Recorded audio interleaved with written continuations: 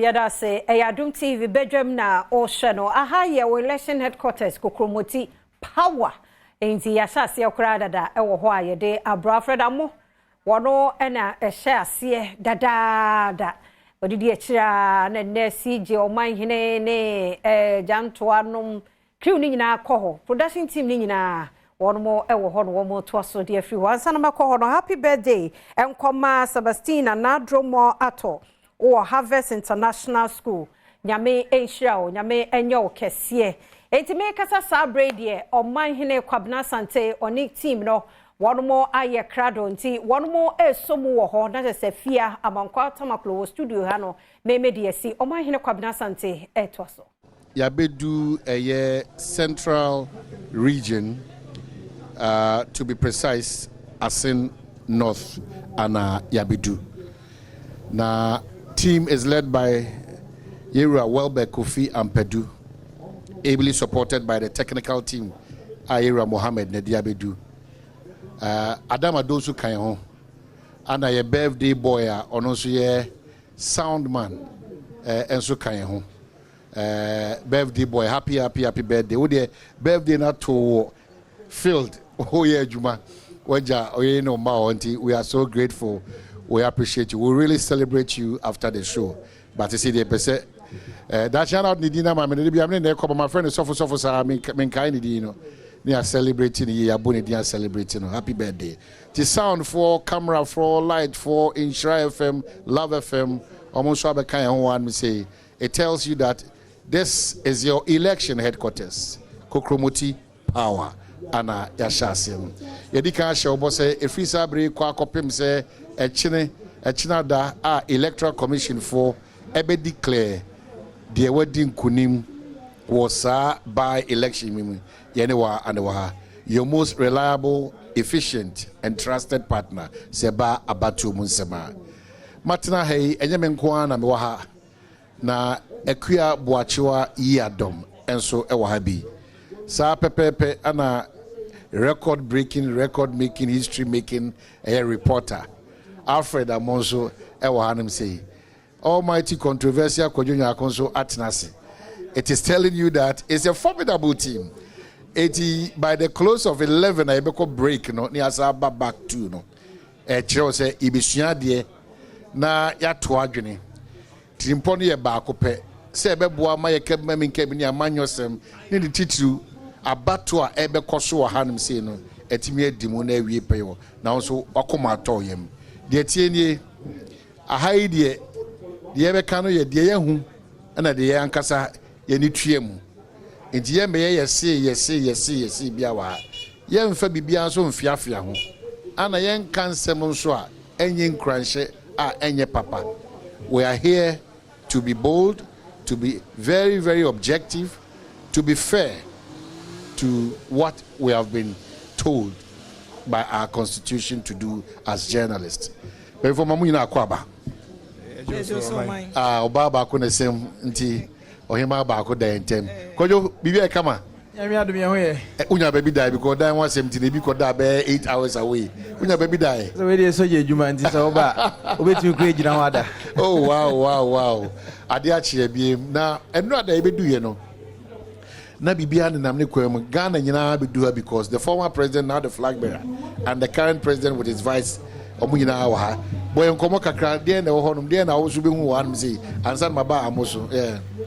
Well, sir, unim say Assin not in Abano, Assin not one of the constituencies in the central region. Na Cecia de Kamia say attention in shift Bahasi. Basically because of Georgia Chikwe's Supreme Court.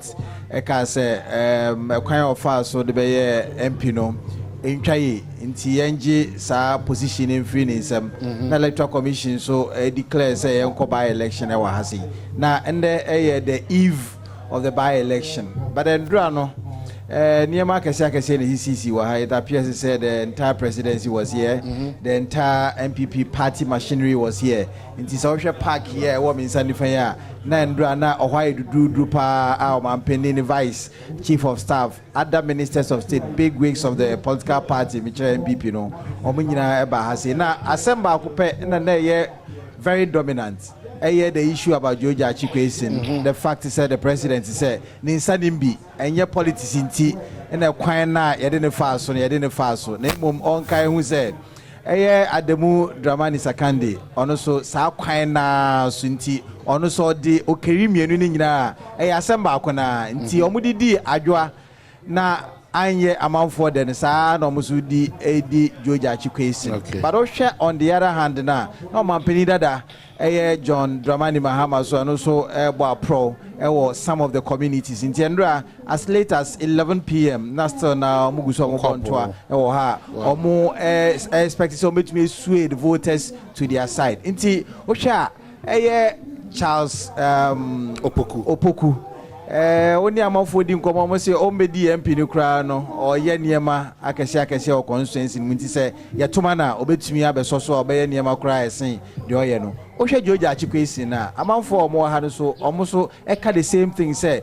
even ho kire no a court nsensem ni nyina na oboa omo nti oba ha omo frɛ no boga nti se eye nkofo mienu a omo nyina no amafo no susu se omo ayade e dia maomo nti ye kwa adwo na se ye kwa ata but the enkan hu say nye omo mienu person e gina we have a candidate for the LPG and an independent candidate but say o hwe politically a o hu say enye ne beka say we mu and the leading contenders but o hwe form ha say ya o hwe the leading contenders in the NDC ni MPP nti niema e koso but o hwe I no a predominantly farming constituency. Niema omuye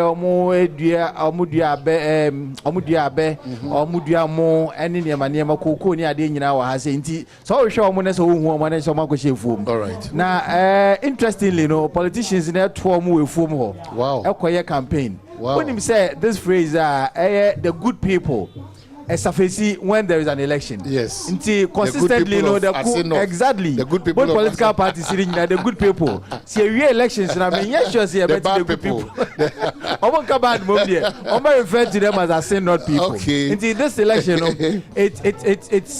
it's really a crucial one for the MPP. For instance, if the MPP should win, they will say, well, 2024, no, I'm breaking the 8, you know, and one they are on course because the people sided with them and voted for them. When the NDC also wins, they will say that, well, a former year, you can say economy in and okay, so that's Kojonya share comments on that. But we now sacrifice officially a fair election headquarters Kokrum Uti Power, Asia Jumediase, Nanano Wadaroma. And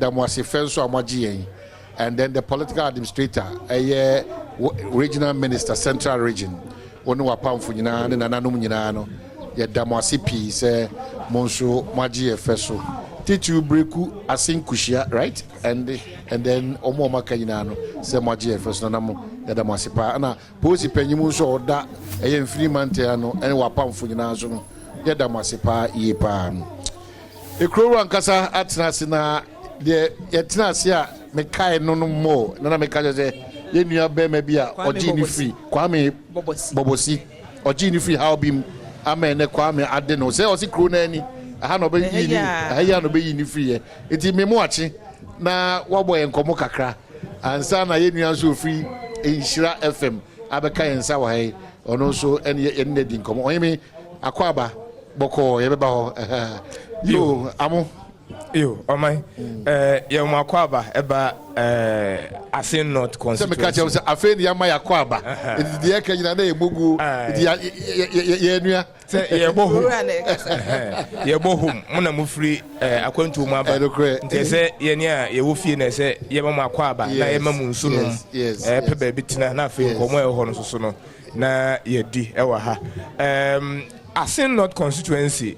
I'm say by elections by campaign so by no ye do hon komo ya ba ha afile reporter who do bebre e na ye de aba but initially in the say ya mama kwa ba wie because media me yen pese ye ko abato no said ye aha abato no siti am say medical no mo aka entire constituency no said ye to aba esi echo trend na esi echo but the city nyina anim no about on your constituency wo free anu mu a eno na obenya electoral areas no ewo ho na electoral areas na asen so na obenya polling stations ahodo no a omanfo no beko ho akoto omaba na amanyokuo mienu a omho odempa ewo ha no eye NDC ni MPP no am say ewo nkuru ahodo obi a ho den ewo wo fa NPP a roadside di omaho den ewo mpa pe results a ye nka nkwachi 2020 abato a 2 ye no results e ba ye no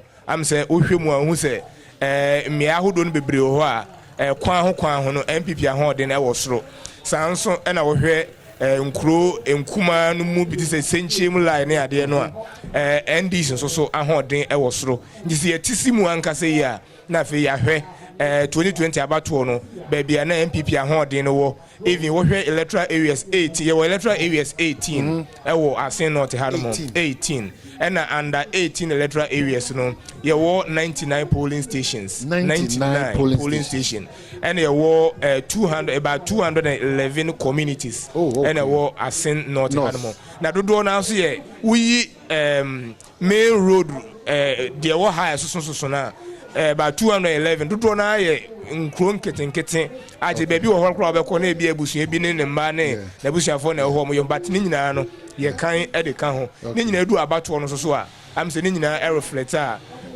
resource no e wo ho nti etisimu ankasa ne ahwe kwan e ye beti asem na what me breaking it down ye dia man ohima ba ko da ntemekwa aboachewa yi Adom ene na ni free nkran ba no so ba otisimu wako hwehwe bi na watiti bi na ono ankasa na ni ehu bi etiakwa mama enyina ma ho akwaba krura zo ma akwaba krura na akasa no krura na akasa etuba be don hwere be eduonunie ne ma kwase na se finra ye de anu se aye enkro ne edikan yeda yetiefo ase se ne odi kan ye no yempon ya ye so yempon ye na nti ye ba ye no enkura ya hya ase ofa ba bi ti se dom na se akomfode ene kura ba bi ekoda ye free ho no mo ba wutie nipa ne nura se emisi fom ene assembly ku ha ya asinkuhia so de se wutie nipa no nsem o mo ka na se obi afa na dwen dada wom se amanyofo no wo fom ya ebi ko ebi na machie se free nura de ne mema hu no man aye house to house ye rewre fiem ba se wutie nipa no so nsem o mo ka decision e wo so o mo take no nipa na fa na dwen so oto akọ NDC a oto akọ NDC oto akọ MPP a oto akọ MPP wo hwe adwuma beginning no ye won kran no na ne etie no ase owura Jachikwesin because of Supreme Court decision ninti no obenya sympathy vote no ne sane NDC for ye omo campaign ebidru ba bia yesu ebidru ba bia ye chewpa na ne ho emobo ba sa wo ba for moman kakra ye ba ye mahu no wutim se MPP for no so awuram adwuma e wo so omo ye ne fom no oma ba be ye bi eti ene se wuti a we be kan NDC na we ya kan MPP eti say ye betumi atena ha ka che ye tiefo say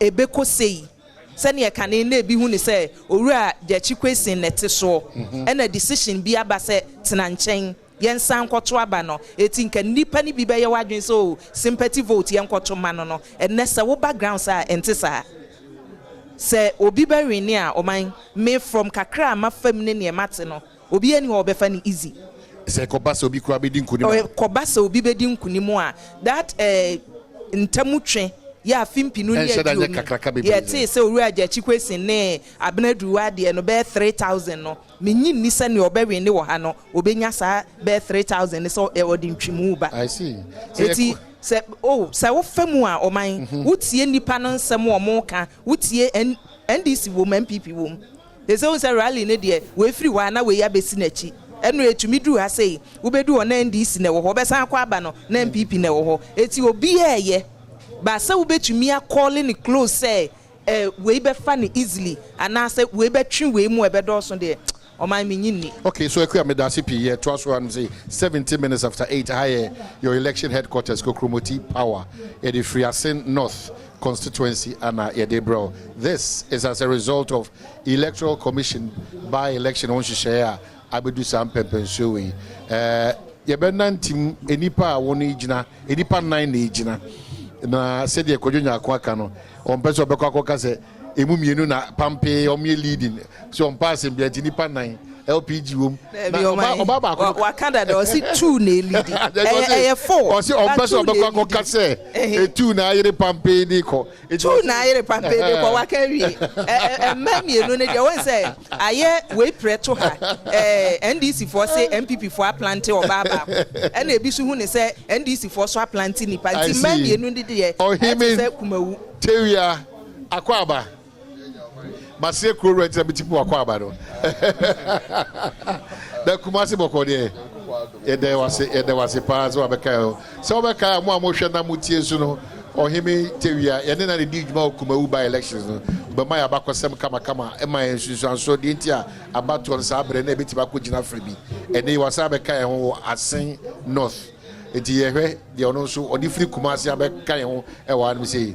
Ni nua eye jantoa enso ene ye nua CJ so tie kira enche o nyina so abeka ye ho no se bia be ko me observation so far.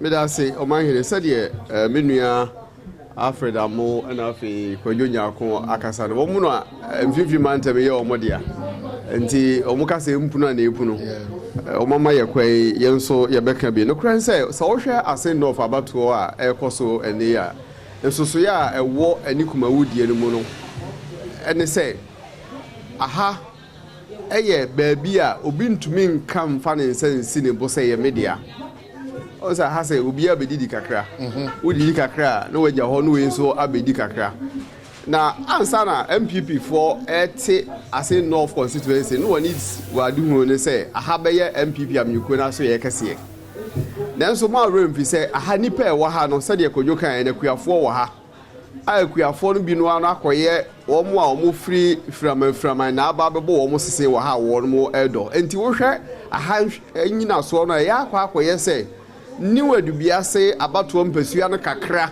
e na atia beso aha de no so enti ensoso ya meka say ewo ha ani kumawudie no mu e na meka no kumawudie ne de omo ti omo ankasa kuromu e na omo koto aba e na omo gina so de to aba nanso Assin North ha eye nipa kuromafo ani wo omo ye ahoho no bebo omo sese wo ha ene mpanifo ne kan ese de ahoho na hyehyere man omo nso agintintimban e wo sa abato mu na ma remfi say aba ya tuyi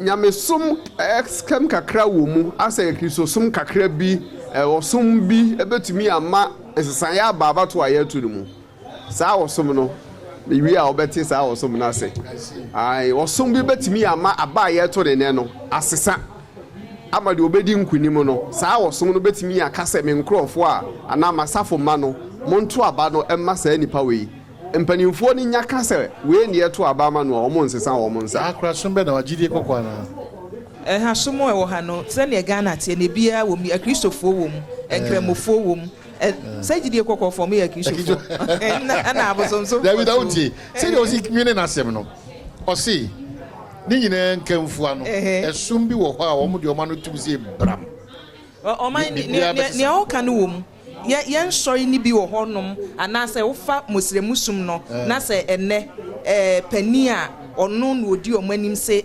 nkrofo yi ni o ma bekani o mo se o mo ba o mo beboa yesom no eti momye nko ni se ya o mo tie asafo akanifo no o him me ba o so but ayi amo wo ye sure se enne dwumadi ayi di ni china no saa som na o de hinta yen no ebe play role and yen fa ne se gidie bi betimi obi gidie bi ebetimi amansusu bi asesa wa bato no man well I'm say the all kano I don't know bebe mu a Mr. First question is say ho ne say one ya ejina kansi ni mu no omo nyina wo som bi mu na wo som no so ye som kese a ebia ono o makasasie ama waje atum sesese no wo beta na chi o magine na chi chigina pa na mienum zo wura chasopoku o ye Pentecost ni owura Jim Jachukwesi mum na me so be Kristo ni but ne suma nkasa pa wo ko na me nim se eno no heme ka se e be play role eno so se be play role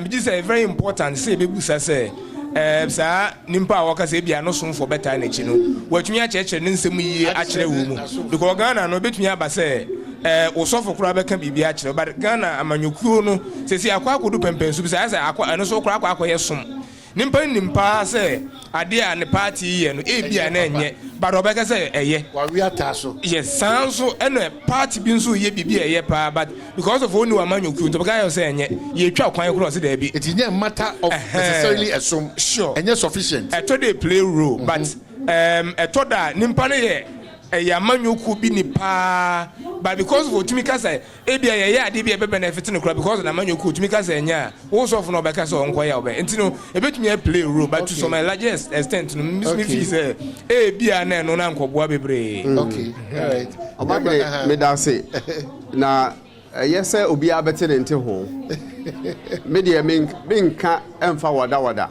so onim se me ka me pa ho ntoma yes na wankasa wasi gina ye no maka se osom no ebetumi ama saa osom no mu agidifo anase agidifo no ato aba no afa baabi wa abra ebi mfa baabi a omupani anase kanifo no se we na koto abare manu a ha nyina ya kan se nyina ha ne yeto a ha no obi yeto enti so osom bi wo ha omumpanimfo no ewotumi na wachidifo wo mu gidie na omu kan asem o mu ntwoma no ngo fomo a ene ye be bobo aba ne be wie no be hu saa esom no ba bi o mu wo no be hu saa aba no be yi ni tie wo ho enye oman am say me kan nimpa nine na gina kan sie we mu but said ye nyina ya obi anim no am say nimpa mienu na yi wo mo ho eye owura chasopoku ene owura jokwesin medi owura opoku di ono Pentecost ni but medi kanema mpanyini oba kampe fe so na ko ya osan ba bi unre ya obeye ye woko eye asori bi wo ekire Savior Church ewo ekire ha sei omko ho Savior ni gidie no Savior ha na omko ye ne nkasa emu no owura Jachikwesin ekase ye de se ahya na ewo na ho so de se yeto aba na se MPP wini Assin breku police station nyina mpo a eho de omotuma NDC na me kaisa that day na ye call aso dem ho no sofo no ka kire kanema mpanyima ha ma se de bia oba omde no kodem ko bompa e ma no no enanso wi a ommekwa koye ne saa ma no na mpom wi enso no one no kodem ko bompa e ma no owura Jokwesin enso no in fact omo kan point blank say ye ha dem munim kwan e fa so to yaba ema that day no kura appeal omo ye no ahon ko munya be 700 bags of cement a no omo dey complete omo dan omo san ka say ye to abenu wi a monyere mo ho 2024 monsan ye ne saa na ye beba ha bede nyankopon ase ye beba na dan ma wie aje so omo kan santi ba no owura kwesi afa ba no Savior Church a omo so de omo nimuye omo taaye no ma san hye ne bo so omo ye ne saa so na se omo doso am se ya woka unim de woka if say Pentecost de ne minim o Pentecost on say sofu bi entumi nyina puppet so enka se na mo fa sei aso ye ne hye no ma ho kwan saa eti okay no say bakui wo Pentecost dia ho de omo nyansa won de eja wo ba bia peko eti se Savior Church for no doso okuta mani na Savior Church no in the last election Savior Church because omo doso dia ene no so asem foforo I see it was you Savior Church omo that means hano umpeo omo play key role yes sasa for no omo doso in electing the member of parliament for Assin. So you better him and us or him this angle but you wait to be yo obayire na de san wo mu say amote ha na wo bo amane de esi wo ha nyina say omo de omo to aba no a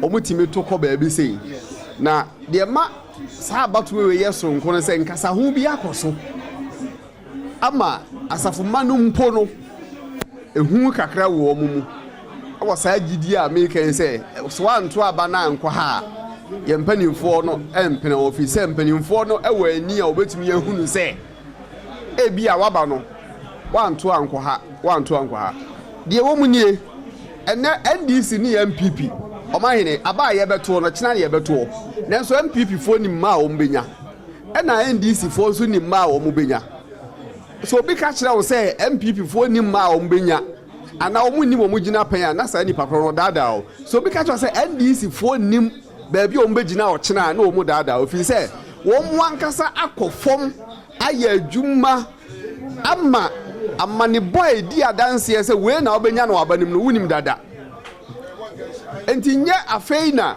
sɛ obi bɛdi nkunim a afei na obɛdi nkunim no na akuya di ka tie ho kakra sɛ wɔn bɛdi nkunim wɔ abanim na ahwɛ yi a ɛnkɔyɛ abane kɛseɛ pii a wɔde bɛtete mu adi nkunim ɛwɔ wi adeɛ mu ma menka nkyerɛ wo sɛ amanyɔfoɔ no nyinaa ne nim sɛdeɛ ɛto aba titiriw by election wei nyɛ general election ɛna waka sɛ wei de yɛnya nwumu no obiara nyɛ bisaa sei wɔn mmienu nyinaa de adeɛ ɛfrɛ ne sɛ data and statistics and a year juma data and statistics na year juma sɛ meka ahwe yɛ wɔ ha na amanyɔfoɔ no bi aba ha sɛ adenti na nsɛm wɔ ahinta no wɔka no wɔ ha nanso ɔmahene wɔn ankasa di adanseɛ sɛ ɔkyena sɛ me na megyina ayɛ ma apɔnkye amanyɔkuo sei na menya ɔkyena sɛ me na megyina ma dabo amanyɔkuo benya sei Oyemi TV very interesting analysis amo baba jama be join here na afi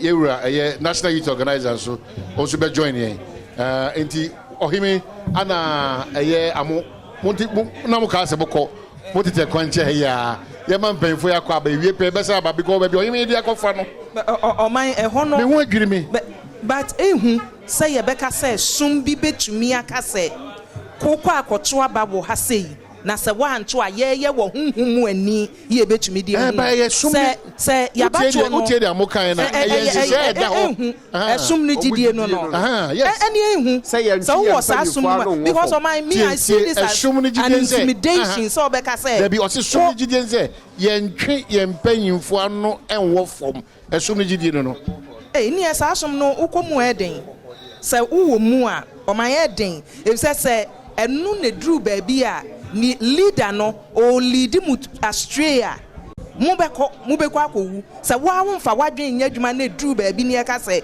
yɛn no asafo no sei ne ɛkɔ eti mu nyinaa mu num wei na mu nyinaa bɛnom a ɛyɛ quite dangerous but ne hyehyɛ mu calculation na ɛna waka kyerɛ sɛ saa som no nso area Mahama akɔ hɔ ama bɔhyɛ no aba sɛ sɛdeɛ daa ne daa nyinaa ɔmo yɛ no saa pɛpɛpɛ ana ɔmo bɛyɛ na ama NDC ama no. So it is telling you clearly that they have resolved that if it's about elections, it's the NDC. Oh my nyabutre. Nyabutre. Askolondo Baba Jamal Akwaba. Baba Akwaba.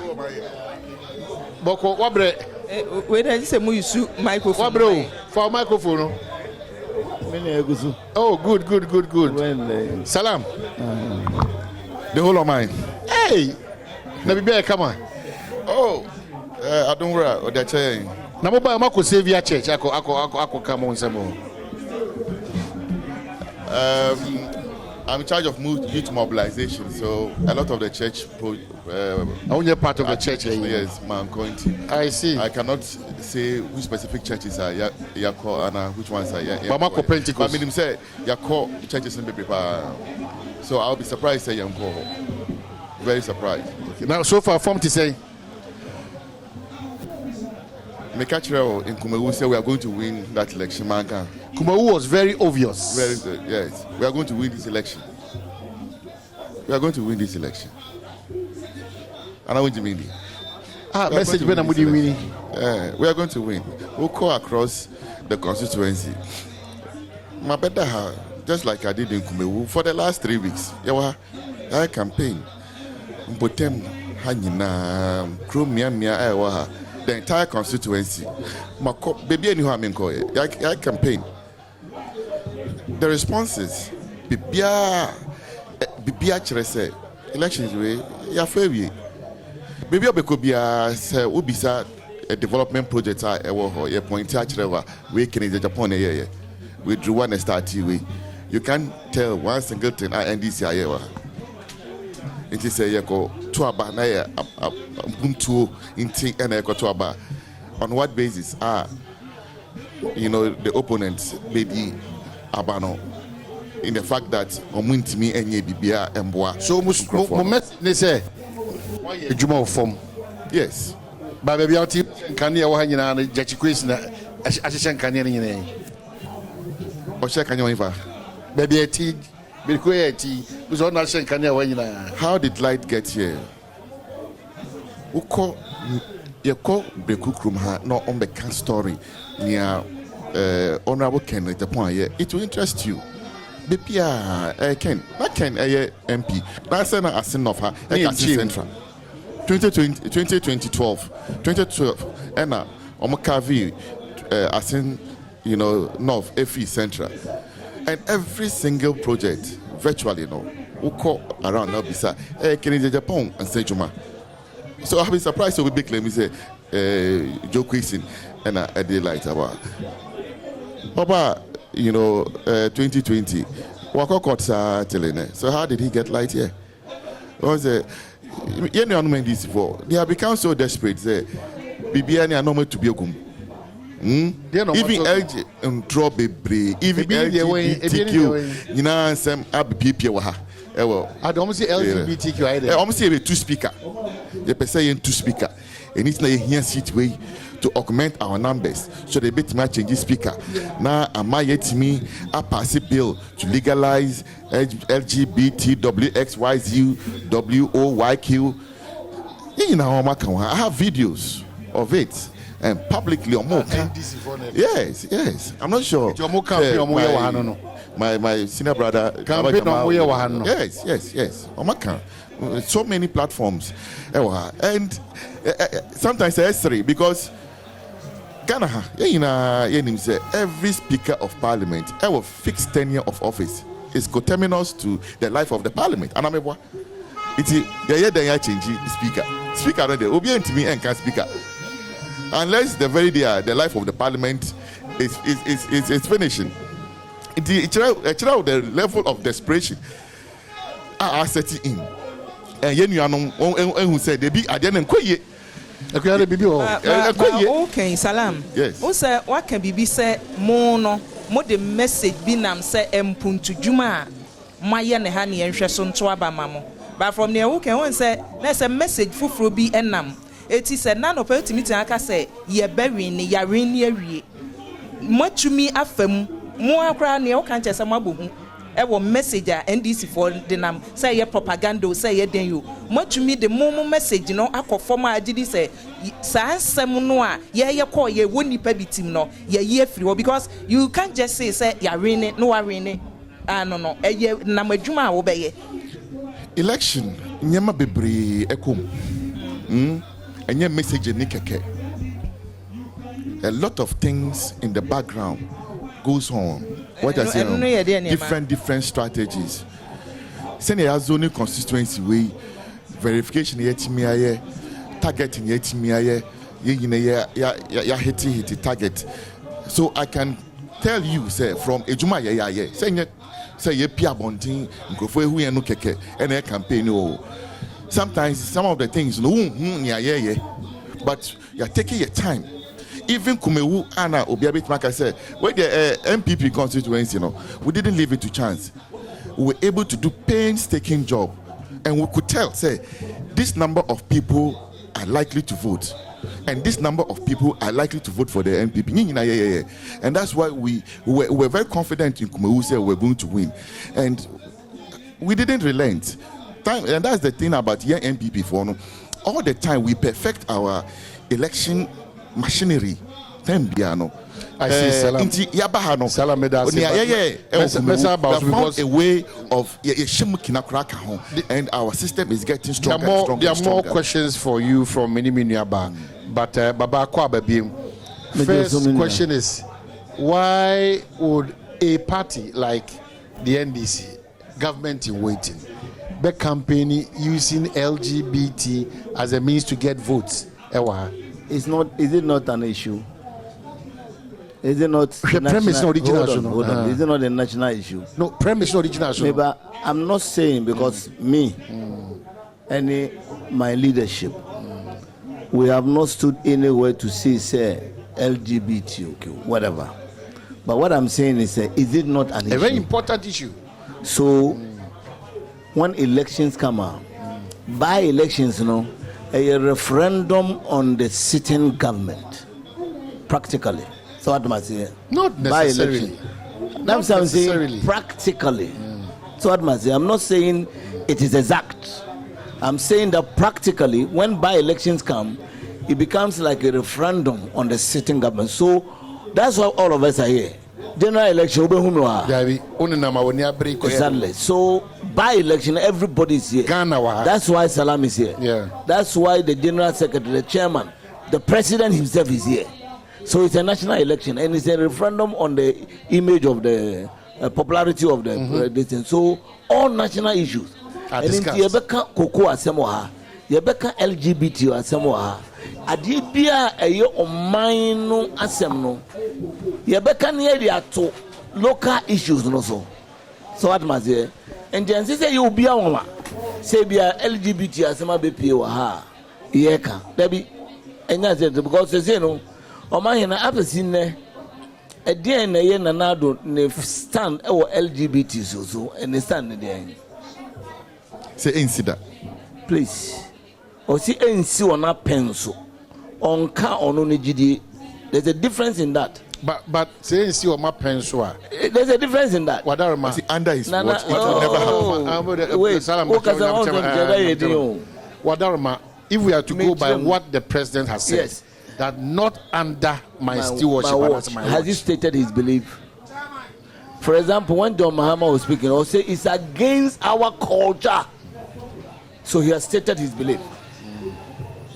But to go somewhere, because so it's bound to happen somewhere. He said it could happen. It may not be in his term. So that must be in what happens. But let's say bit me Professor Moses also no there. Kofo also stated say it's devilish. So if up to today, now on mind is a Ghana, ye bobre, ye tradition, ye BBH LGBT, not president near Candy for. Nothing can be or be at the bill eco parliament and can be a private bill. And can your private bill? It should have been a government bill, like what has happened in Uganda. But private for no more almost struggle. So if it's an issue, we'll talk about it. And sister, Mama say it's an issue because it is a by-election and it's a national election. Okay, Mami Musa, a mini national election. That's right. Clear. Yes. Mami Musa, me see the premise on which Mujina Eddie Kasachre addition. I'm coming to that. Because say no, LGBT were built, the Kohen. You come Rashid Kasi to Swaba, 1 minute to Swaba. And this year, Kasi Obi or ha Bia, because up to now, no, ye name or mine, Nijabia, ye name President Nijabia. No, people Kasi says, a moon Namotoma Nebi or Koha, not so Mumunya do and Joma 20 hours.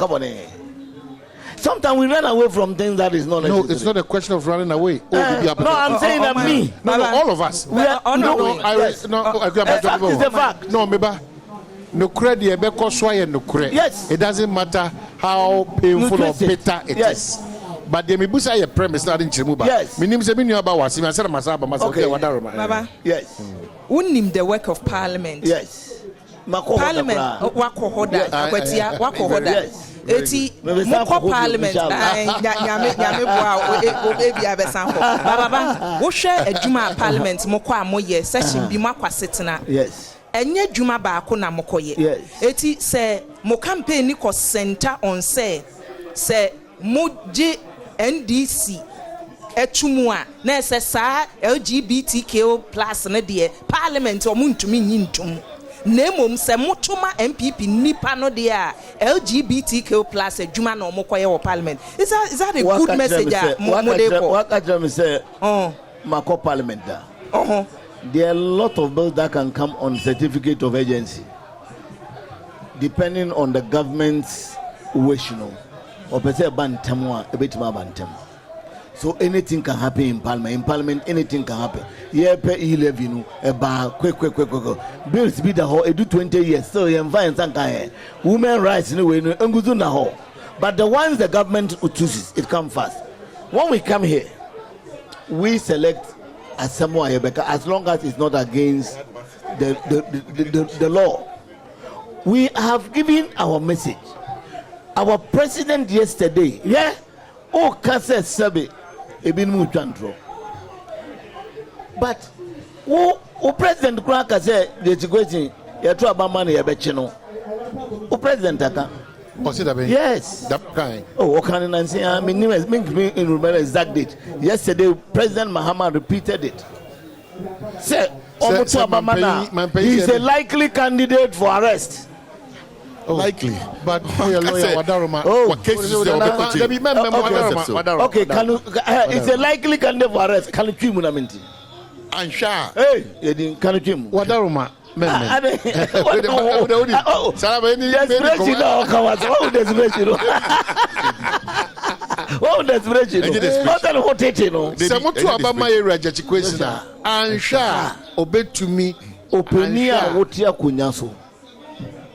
Oko kasa simu ya tie nyabutre salam nyabutre oko kasa simu wona otie dwan so Ghana to be na wonsa na de ahye na kasa ko mutu abama na ahwe ebechi na ahwe ebechi no from me enya semba from president ye bechi no anka enya me na make anka enya sem me ka say on the carrier of the message very important. It's as important as the message that he carries.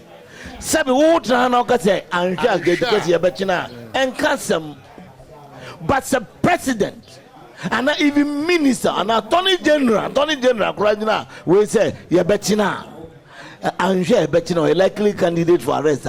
And what does the message does it carry? It could be a fact, but it's not healthy. But it's not healthy. That's it.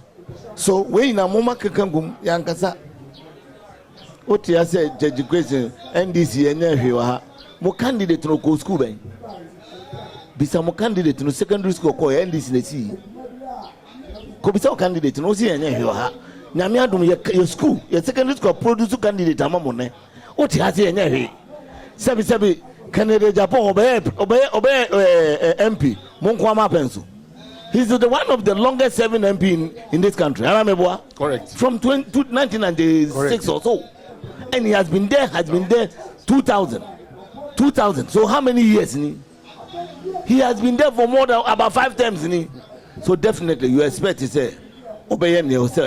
Oh yeah, one year crank and then gain a but a one more pencil and MP in one pencil and NDs in one pencil. So what am I saying?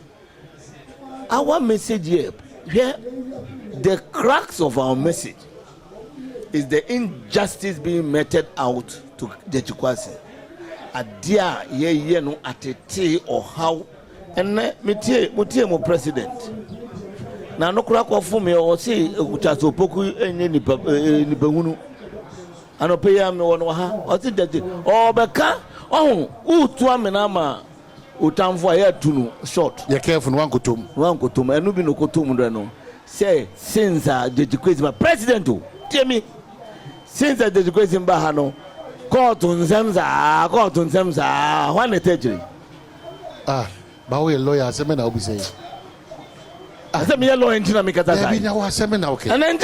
Let us establish a certain principle. So I'm establishing it in our judiciary. Let me establish it. Confidence in our legislature. Let me establish confidence in our executive. Let me establish trust in all these 3 bodies. One the criminal charges are preferred by who? Mr. Attorney General. Criminal charges are preferred by who? Attorney General. So Attorney General can and Minister of Justice. Hold on. So if the state decides to prosecute you, it's the state's prerogative to charge you. And it's the president of the state come to say I don't know about court to that Mupenipa oh ni behuna on timinya hwe say chaso bogu number 2 oh yeah Bebacho so all na no form all na e dey baba wadaroma am ewu yewu we ya baba wu afre besrew a de anya bie die ko besrew na wadaroma yen roll line ni said ye be ya adusua na ayense na ho yes eti se mampanyin ka se obi aba wakokọ to saa ni position I was taking saa na tie ananya saa na tie it's share in law there will be a friend of menstrual adwenya eta bibiechi jina ha mame na mentwa me homra sisia okay di we dia ma yenko we yenko we ko ba sisia